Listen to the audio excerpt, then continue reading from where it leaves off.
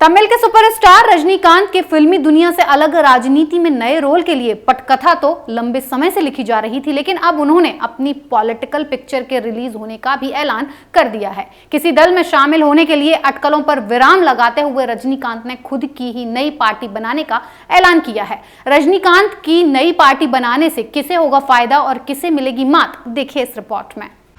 South की दुनिया पर अपना दबदबा रखने वाले तमिल सुपरस्टार रजनीकांत अब राजनीति की दुनिया में अपनी नई फिल्म रिलीज करने वाले हैं। रजनीकांत ने अपने राजनीति में आने के सस्पेंस से पर्दा उठा दिया है। इस साल 31 दिसंबर को रजनीकांत अपनी राजनीतिक पार्टी का ऐलान करेंगे और फिर अगले साल जनवरी 2021 में इसे लॉन्च करेंगे। थलाइवा कहे जाने वाले रजनीकांत ने अपने समर्थकों को बताया कि नई पार्टी का गठन नए साल की शुरुआत में ही यानी जनवरी के महीने में किया जाएगा।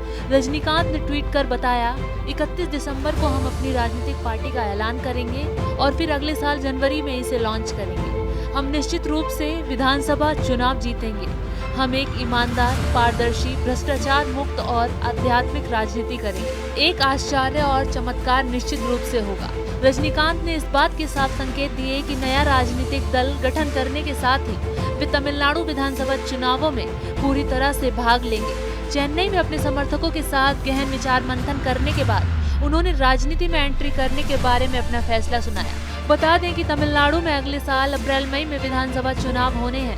इन चुनावों को ध्यान में रखते हुए बीजेपी समेत तमाम दलों को रजनीकांत के ऐलान का इंतजार था। हालांकि रजनीकांत की नई पार्टी बनने की घोषणा से बीजेपी को काफी फायदा मिल सकता है, क्योंकि कई मौकों पर रजनीकांत का झुकाव बीजेपी की तरफ देखा गया था।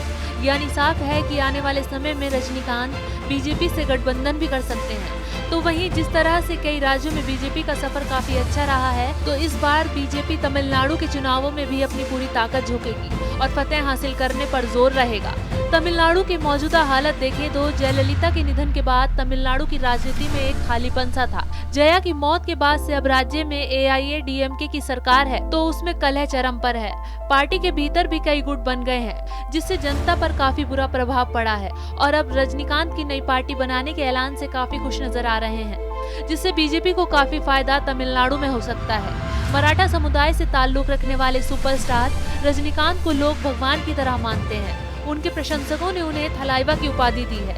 ये छवि अगर उनकी सियासी पारी में भी चमक बिखेरती है, तो दूसरे राजनीतिक दलों को अपनी इज्जत बचानी भी मुश्किल हो जाएगी।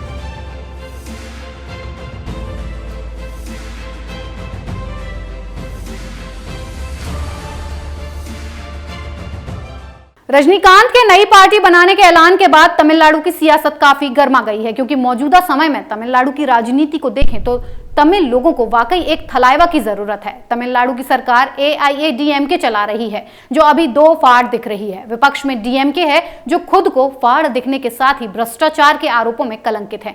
करश्मई अम्मा अब रही नहीं, जिसके बाद अब तमिल लोगों को लिए रजनीकांत मसीहा साबित हो सकते हैं और रजनीकांत का बीजेपी की ओर रुख काफी फायदेमंद हो सकता है। कैपिटल टीवी के साथ बने रहने के लिए आप सबका धन्यवाद। अगर आपको हमारा ये वीडियो पसंद आया हो तो इसे लाइक करें, शेयर करें और कैपिटल टीवी को सब्सक्राइब करना ना भूलें। अपने सुझाव हमें कमेंट बॉक्स में जरूर दें। अगर आपको हमारा वीडियो पसंद आया हो तो इसे लाइक करें, हमारे चैनल को सब्सक्राइब करें और हाँ, बेल आइकन दबाना ना भूलें, ताकि आप तक हमारे वीडियो की नोटिफिकेशन पहुंचती रहे। आप अपना सुझाव हमें कमेंट बॉक्स में दे सकते हैं। हमारे साथ जुड़ने के लिए शुक्रिया।